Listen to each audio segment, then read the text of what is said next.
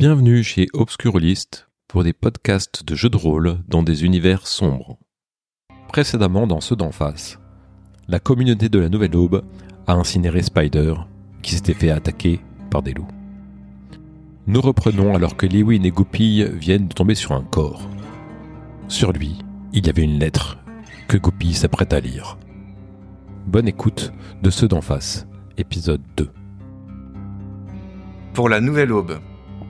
Nous avons eu des désaccords ces derniers temps, et cela n'amène rien de bon, ni pour vous, ni pour nous. Devant l'hostilité du marais et la difficulté de la situation générale, nous vous proposons une paix, en veillant à rester chacun dans son territoire. Nous espérons un retour positif à cette demande, les sans-liés. Donc je me tourne vers Lewin.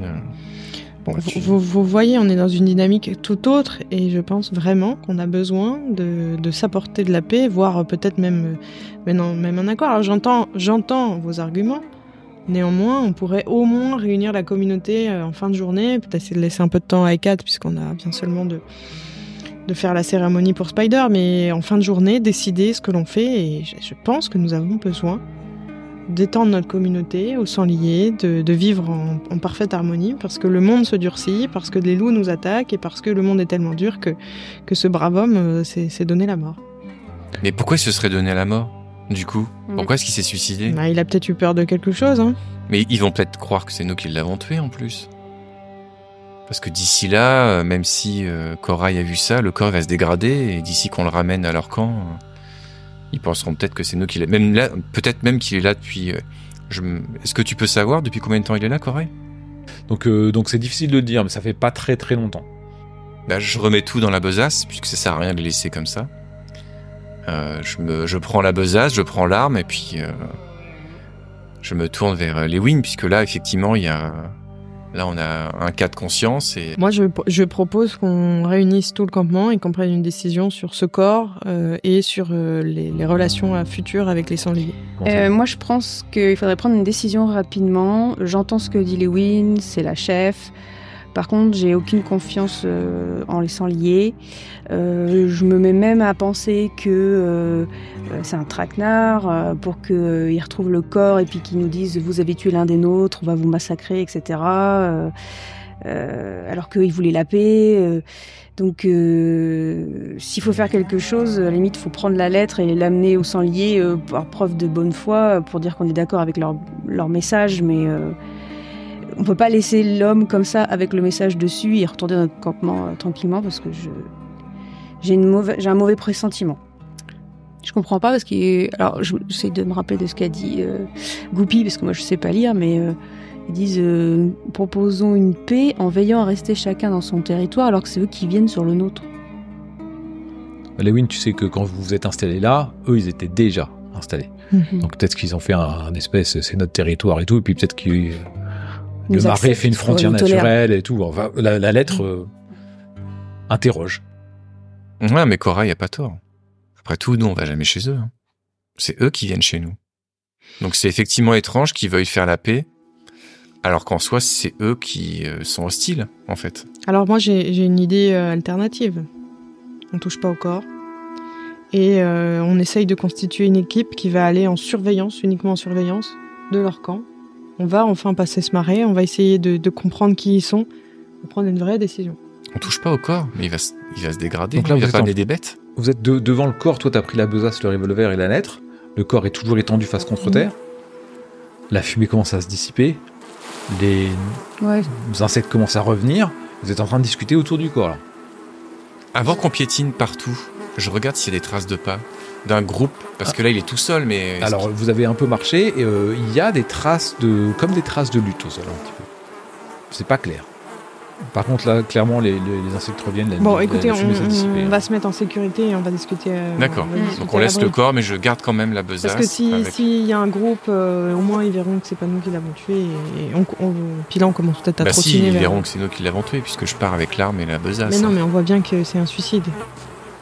Espérons que eux aussi voient bien que c'est un suicide. Donc vous retournez au campement ? Oui, on va se mettre pour discuter, on va se mettre à l'abri.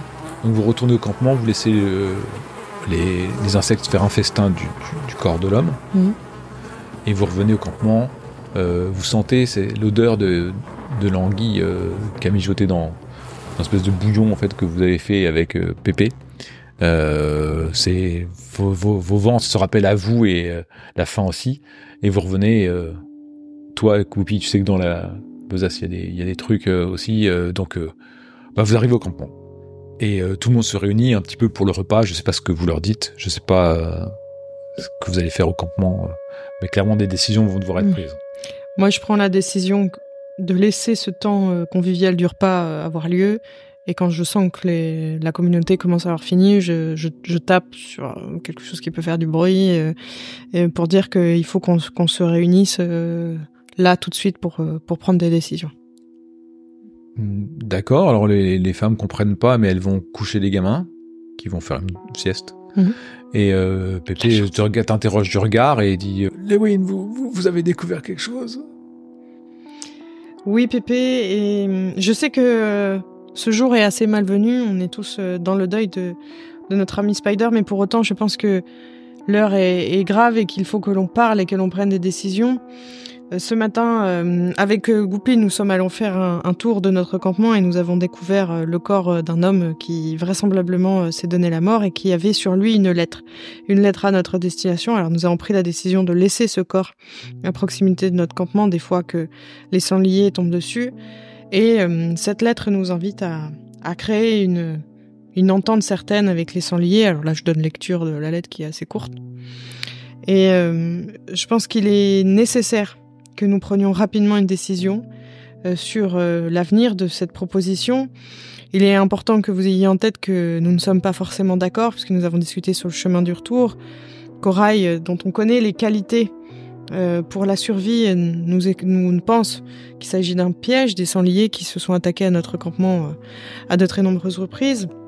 Moi, je pense que c'est une opportunité d'étendre notre communauté dans la mesure où ce monde devient de plus en plus hostile. Et puis, sauf erreur de ma part, Goupy est aussi particulièrement méfiant. C'est pourquoi je peux mettre aussi dans ce débat collectif le fait que nous puissions éventuellement mettre en place une surveillance, passer pour la première fois de notre vie ce grand marais qui nous fait peur, afin de regarder qui est cette communauté des sangliers. Et bien évidemment, toute proposition de la communauté sera la bienvenue, afin que nous procédions comme d'habitude à un vote sur ce qui est le meilleur pour notre communauté.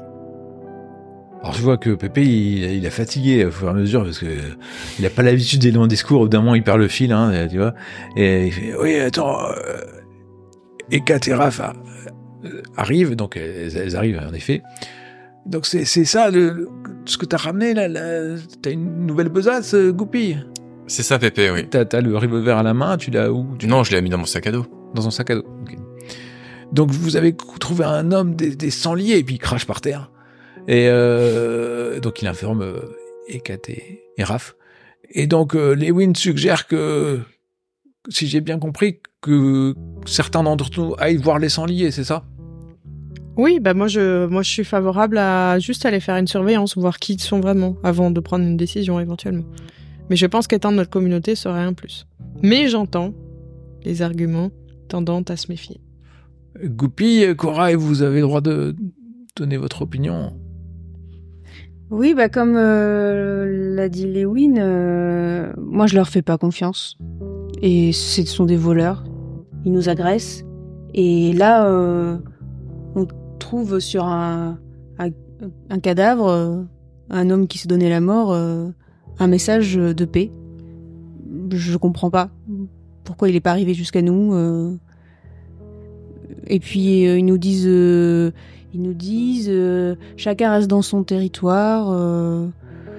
Enfin bon, je ne les crois pas. Je comprends, Cora, mais il est évident que, en fait, on va pas pouvoir rester comme ça sans prendre une décision, faut falloir communiquer d'une façon ou d'une autre, quoi.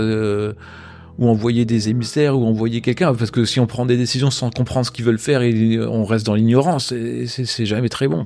Qu'est-ce que t'en penses, Goupy? Moi, j'ai des gros doutes sur sur ce message, même si je l'entends déjà. Ils parlent d'hostilité, de difficultés en général, mais c'est eux qui venaient chez nous voler et nous menacer. C'est bien vrai. Déjà ça. Deuxièmement, même si c'est sincère, avec les événements qui sont survenus de leurs messagers, j'ai peur qu'il y ait un quiproquo et qu'ils pensent que ce soit nous qui l'ayons tué. C'est pour ça qu'il faut communiquer avec eux, parce que si c'est un piège ou si c'est un quiproquo, ils risquent de nous tomber dessus et nous reprocher. Donc si on n'est pas fait un geste pour aller leur parler, ça risque d'être compliqué, quoi. Et chers amis, dans le monde d'avant, il y avait des pays qui étaient en guerre et qui après ont créé de forts liens. Tu l'as connu, Goupy. On a été en guerre mondiale et puis après de belles ententes se sont créées. Tu le sais.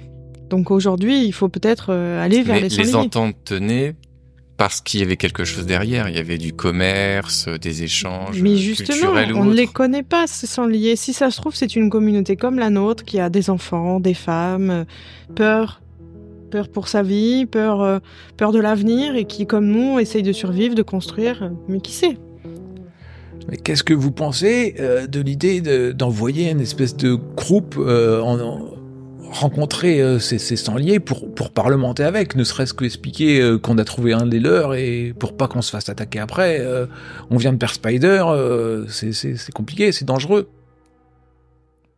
Moi, c'est le projet que je propose. Et toi, t'as l'air d'être contre, Goupy. Je sais pas. Il faut vraiment qu'on prépare quelque chose de carré pour se rendre là-bas avec un plan bien précis sur ce qu'on va dire, ce qu'on va faire. Pas donc trop tu serais improviser. pas contre le fait d'être là-bas, mais il faut qu'on prépare savoir ce qu'on va faire. Ok. Et Corail ? J'entends l'argument que de toute façon, il va falloir qu'on agrandisse un peu notre territoire parce que je vois qu'il y a au niveau des ressources, on en a de moins en moins. Et cette guerre avec les sangliers peut pas durer indéfiniment, donc autant aller les voir directement pour éclaircir tout ça, oui.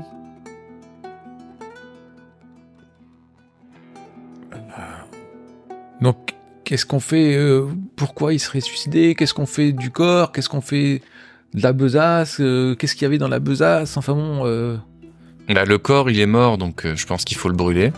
Bon, peut-être que les insectes ont fait le ménage. Et puis la besace, on peut leur ramener. Hein. Si on va là-bas, on leur dira, voilà, la besace avec les derniers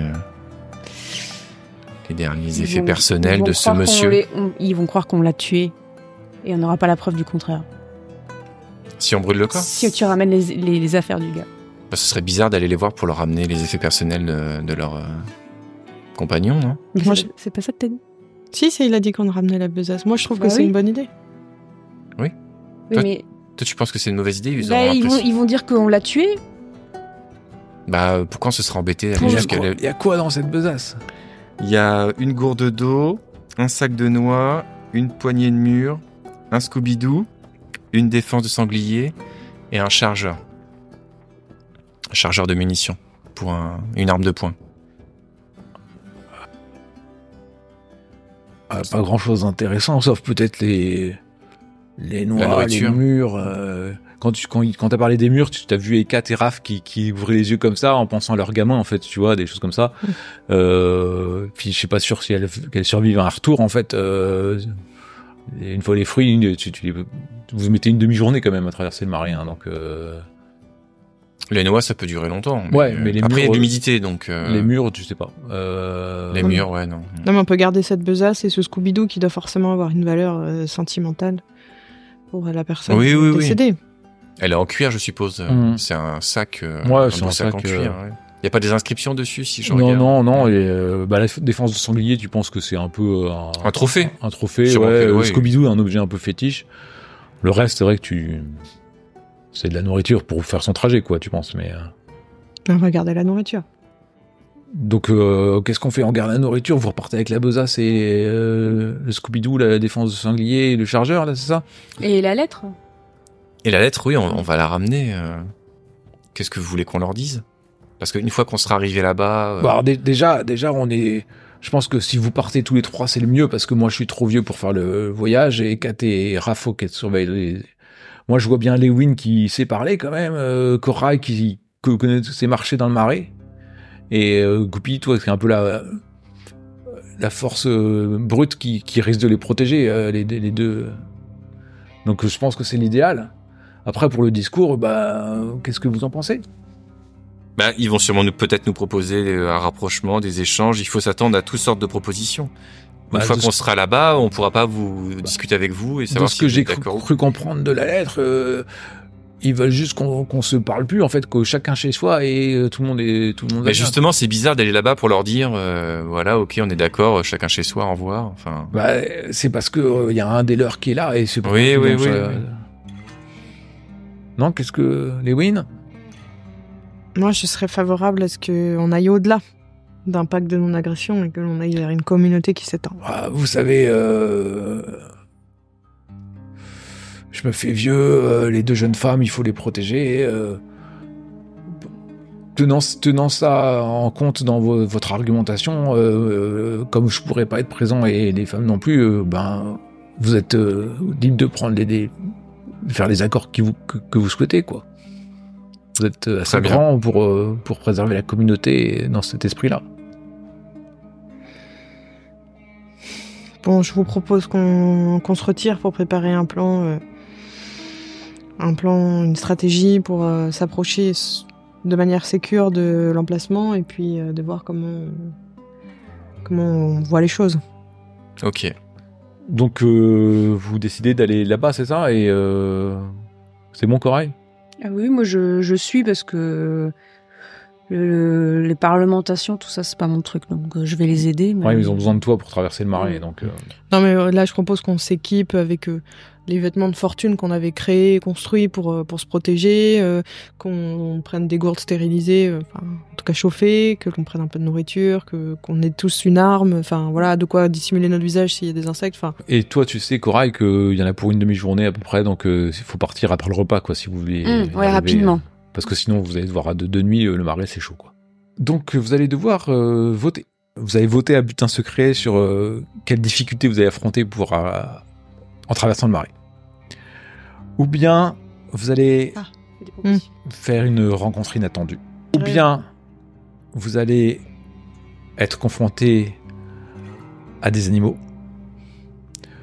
Ou bien, vous allez être confronté à des phénomènes naturels. Ok. Traverser le marais prend une demi-journée. C'est avancer sur des sentiers de terre solide entre différentes mares ou bras de rivière. Vous les empruntez lentement, en évitant de tomber. Aucun d'entre vous ne souhaite s'immerger dans l'eau trouble et croupie des marais, pleine d'œufs de vers et autres parasites. Corail devant, Goupille au milieu et Lewin derrière. Et moi, je surveille si on n'est pas suivi. Donc Lewin, tu jettes des regards pour voir si t'es pas suivi. Goupille, t'as le doigt sur la gâchette, j'ai mis la sécurité. Prêt à intervenir dès qu'il le faudra. Et Corail, tu repères les endroits où la terre est un peu plus meuble, un peu plus solide pour pas glisser et pas tomber. Vous n'êtes jamais allé aussi loin dans le marais. Vous n'avez jamais avancé aussi loin. Vous êtes plutôt au centre du marais. Et Corail, tu es la première à apercevoir, mais rapidement ils aperçoivent au détour derrière un buisson en fait. Vous voyez une cabane de roseaux et 2 hommes qui se dressent alors que vous arrivez. Et ils sont sales, habillés de vêtements disparates. Ils sont menaçants. Il y en a un qui brandit un pistolet et l'autre une sorte de harpon. Et ils vous hèlent. Ouais, donnez-nous de quoi manger, ou on vous laissera bien passer. Sinon vous allez souffrir. Et il pointe son pistolet comme ça devant vous. Est-ce que je peux envisager un chemin pour les contourner ou pas ? En fait, ça fait un moment que tu es sur le sentier qui entre 2 mares, et c'est le seul qui t'amène à ça. En fait, faudrait rebrousser le chemin assez loin, et ils vous ont vu. Vous partez pas là, j'ai tiré. Donnez-nous à manger. Et donc il braque son pistolet vers vous, et il est vraiment hirsute, pouilleux, malodorant, et l'autre a son espèce de harpon brandi, et il fait un visage grimaçant et menaçant. Attendez monsieur, calmez-vous. On vient en paix, on est comme vous, on n'a rien à manger. Vous vous doutez bien que si on est au plein milieu d'un marais, c'est que on n'a rien. Est-ce qu'on peut discuter sans que vous... Ouais, vous avez l'air mieux que nous, là. Hein? Regardez, nous, on est tout pouilleux, là. Je vous vois bien, là, avec la petite besace, là, et votre sac à dos, là, tout ça. Vous avez forcément à manger, là. Calmez-vous, monsieur. Vraiment, on n'a rien... J'ai tiré. Non, ne tirez pas, monsieur. Ne tirez pas. Laissez-nous approcher. On va discuter en paix. En fait, moi, je fais confiance à pas grand monde et j'ai l'habitude de fuir, en fait. Donc qu'est-ce que tu fais si vous voulez? Donc, toi, moi, je me dis qu'ils sont désespérés. C'est pas et je pense qu'il va pas tirer, en fait. Je pense qu'il est au bout de sa vie. Ouais, donc, est-ce que t'as argumenté? Toi, t'analyses sa situation, Goupil, c'est ça? Ouais, moi, j'analyse un peu. Corail, tu fais quoi? Du coup, j'ai mes instincts qui reviennent. Et j'ai déjà eu des exemples de personnes qui ont menti. J'ai vu mes parents se faire dévorer par d'autres gars. Ah ouais, t'as une vie sympa. Donc j'ai pas confiance du tout. Et donc je vais courir, je pense. Donc tu pars en courant. Là où on allait. Ok. Donc Corail, tu pars en courant. À ce moment-là, qu'est-ce que vous faites, Lewin et Goupil, au même moment? Moi, je suis surpris, je pense, puisque je suis surtout concentré sur les deux hommes que j'essaie de jauger. Donc, quand elle part, je fais rien. Je suis surpris. Voilà. Moi, je vois Corail partir en courant et je crie « Corail, reviens, reste. On craint rien. » Tu vas me faire un jet de vigueur plus athlétisme. Donc, tu pars en courant et tu passes devant le premier qui est avec son harpon, qui est surpris, qui comprend pas ce que tu fais. Le deuxième qui te suit avec son pistolet, puis qui t'entend parler. Oui, non, il te rebraque. Reviens, ramène à bouffer, Corail. Et vous donnez à bouffer. Tout ça, je vais tirer. Il n'y a pas de munitions dans votre arme. Calmez-vous. Oui. Tu veux faire un... alors, empathie, tu vas faire empathie. Et je fais le bon bonus, du coup. Et t'as pas un truc genre... c'est quoi psychologie? Oui. Je pose ma main sur Goupil et je lui dis dans l'oreille qu'il a raison et qu'il prend la bonne décision d'aller au contact de cet homme. Comment tu sais, alors? Mais je le sais, ça se voit et tout, vous tremblez trop et tout, baissez votre arme. On a chose faim, bordel. On va discuter, mais baissez vos armes. On a faim. Oui, on a faim. Il commence à crier, le gars à côté de lui. Donc je range mon fusil à pompe et je m'approche d'eux. Ok. Il a son pistolet dressé devant toi, tu t'approches de lui, il te regarde, il range son pistolet, et l'autre avec son harpon, il s'accroche fermement comme ça à son harpon. Tu suis Lewin, c'est ça? Moi je suis et je leur demande comment ils s'appellent. Comment vous appelez, messieurs? Tu fais quoi, Corail, pensant à toi? T'as fui, t'as tracé, tu les as...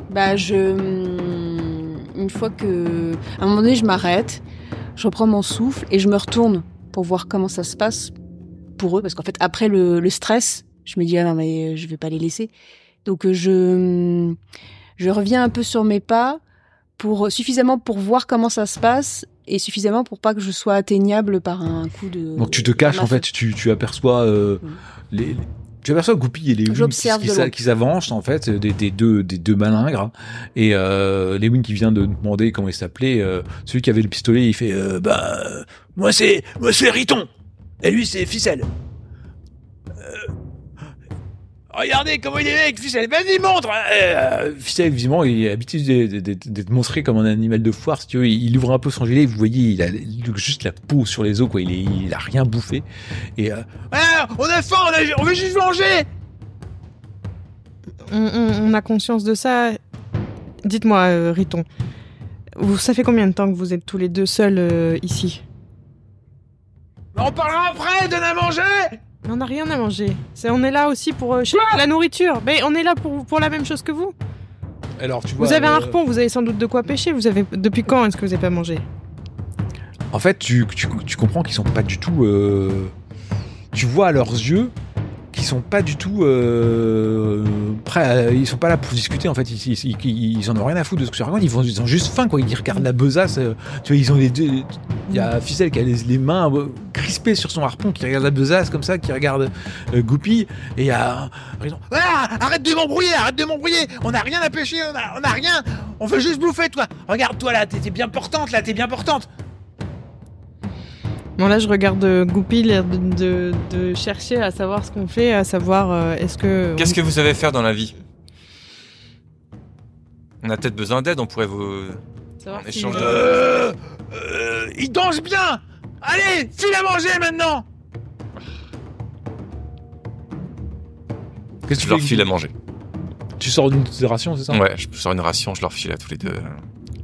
Donc tu ouvres ton sac, tu sors une ration, tu leur donnes, ils t'arrachent des mains en fait, ils te la partagent comme ça, ils mangent comme ça, ils te regardent en train de fermer ton sac. T'en as d'autres. C'est pour nous les autres. Si vous voulez en avoir plus, faut travailler. Alors il mange, et il dévore le truc, mais ça, Ficelle lui il a rien bouffé, il bouffe le papier avec. Enfin bon, ils sont vraiment pas bien et ils gémissent presque quand ils avalent en fait, tellement ils sont asséchés et tout ça. Enfin bon, vraiment ils sont en très mauvaise santé et c'est avant tout des grandes gueules quoi. Et donc Vous m'avez entendu? Si vous en voulez plus, faut travailler. Qu'est-ce que tu veux qu'on fasse? Chasser, se débrouiller, décoller, relever des pièges. Vous avez un harpon, peut-être que vous pouvez pêcher. Il prend rien, Ficelle, il est nul. Puis nous, on est là, on s'est paumé, on sait pas comment partir de ce foutu marais. Vous connaissez les Sangliers? Un groupe qui est par là au nord. Vous les avez jamais croisés? Bah non, le jour on a voulu y aller, mais il y avait des silures qui étaient grosses silures comme ça, et l'autre il arrivait rien à faire. Ça se pêche des silures. Ça se pêche des silures avec votre harpon. Ouais, t'as vu la gueule du silure? Bah moi je te dis, tu le pêches pas celui-là, hein, c'est lui qui te pêche. Bon, écoutez, est-ce que moi vous je vous propose un truc, vous avez l'air d'être pas loin, c'est ça? Il y a un campement, on a entendu campement, c'est ça? Oui, Ouais, des sangliers, c'est ce qu'on vous explique. on y va là. Vous pouvez nous suivre. Vous pouvez nous ramener à manger? Bah venez avec Non, nous. vous nous suivez. Ouais, mais non, on n'aime pas trop les gens. Par contre, on veut bien vous ramener à manger. Bah on y va, puis en revenant, on passe vous voir. Ok? Il regarde Ficelle, Ficelle il se regarde comme ça, et ils se retournent, ils font un espèce de petit conciliabule à deux, vous entendez pas trop ce qu'ils se racontent, et ils ont pas l'air super d'accord quoi. Et puis Riton se retourne, bien, on vous viendra peut-être, on sait pas. ils vont Très regarder avec un air qui se veut plus ou moins mystérieux, et vous comprenez pas trop ce qu'ils se sont dit, mais Ok, bah en revenant, on passe vous voir. D'accord? tu sais pas si je les ai convaincus, tu sais pas si... Pour l'instant, ils ont mangé leur truc. Ah, mais je me rends bien compte qu'ils vivent dans leur monde et donc c'est difficile Et de puis communiquer avec eux. t'as ton gros fusil à pompe en face de toi, donc ils osent pas trop s'interposer parce qu'ils se disent que t'es peut-être un peu dangereux. Donc en fait, pour l'instant, ils sont pas trop dans l'attaque, ils font pas le poids, donc ils ont mesuré le truc, quoi. Et peut-être que tu te dis, Goupy, que c'est ce que Ficelle a dû lui dire, genre ta gueule, on fait pas le poids, et Puis ils voient que je suis baraqué, quoi. et donc Moi, je leur dis quand même que vivre seul comme ça, c'est pas la meilleure des idées, et que se joindre à une communauté, même quand on n'aime pas le monde, c'est peut-être la meilleure des solutions à adopter. tu veux adopter, tu veux inviter dans ta communauté. Bah moi, je leur repropose de nous suivre pour choisir de se lier ou s'en mêler ou non, mais de pas rester seul, quoi. Moi, Non mais, votre ami là, il a dit qu'il repasserait à manger. Il y a qu'une parole, hein? y a pas de promesse dans ce monde, Monsieur Riton. Très bien. Bah on vous dit à bientôt alors. Vous rejoignez Corail, c'est ça? Bah oui, on s'en va. l'entend dans On ses s'en va, forêts. ouais. On sait où elle est. Ouais. Bah, moi j'observe, donc une fois que je vois qu'ils sont rentrés dans leur hutte ou je sais pas quoi, je sors de ma cachette pour être visible de loin. Ok, et donc tu vois Lewin et Goupy qui essayent de leur dire qu'ils vont repasser tranquillement. T'entends Lewin qui dit qu'il n'y a pas de promesse dans ce monde-là. Et il commence à vous commencez à rejoindre Corail qui est un peu plus loin sur le... C'est fini, Corail.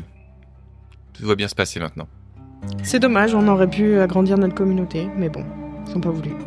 Mais le problème, c'est que j'ai peur que si on les avait envoyés dans notre communauté avec uniquement Pépé, ils fassent un peu n'importe quoi. Ouais, Je sais pas si Raph pourra se défendre ou Ekat. Non, mais ils auraient pu nous suivre, tu vois. On aurait eu un c'est harpon, sûr. on aurait eu 2 hommes. Je pense qu'en les nourrissant un petit peu, on aurait renforcé notre communauté, quoi. Je pense que l'isolement leur a fait un peu perdre la boule. Je me dis que tout est rattrapable. Ton optimisme m'impressionnera toujours. Cora, tu continues à les guider Oui, bien sûr. dans le marais.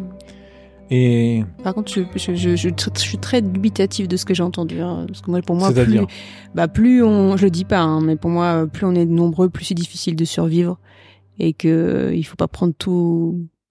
C'est dur parce que moi j'ai une vision dure, mais si t'es pas capable de survivre dans ce monde, la nature va s'occuper de toi et c'est la nature c'est la loi du plus fort. Donc si on accepte tout le monde, ça peut affaiblir la communauté. Mais je le dis pas parce que moi j'ai pas envie de me retrouver seule, donc je le dis pas. Je mets quand même une petite tape sur l'épaule de Corail pour la rassurer. C'est bon, tout va bien se passer. Parce que si elle s'est enfuie, j'ai supposé qu'elle a eu peur. Et je suppose qu'on connaît pas forcément toute son histoire, tout son passé. Donc juste pour la rassurer. Et puis on continue. D'accord. Vous parvenez enfin à la limite du marais. Devant vous se dresse une forêt de feuillus qui semble être de plus en plus dense au fur et à mesure qu'elle s'élève le long de la colline. La nuit commence à poindre. Vous pensez apercevoir une fumée beaucoup plus loin dans la forêt, peut-être en direction du camp, mais ça fait une trotte encore. Que vous redoutez, c'est la faune et la flore que vous risquez de rencontrer dans cette forêt que vous ne connaissez pas. Vous entendez le piélement des oiseaux, vous imaginez déjà les colonies de rampants que vous risquez de croiser. C'est alors que vous entendez des pleurs d'enfants, des sanglots lourds, qui proviennent d'un enchevêtrement de branches appuyées contre le tronc d'un gros chêne à la mousse jaunâtre. Et ainsi se termine Ceux d'en face, épisode 2.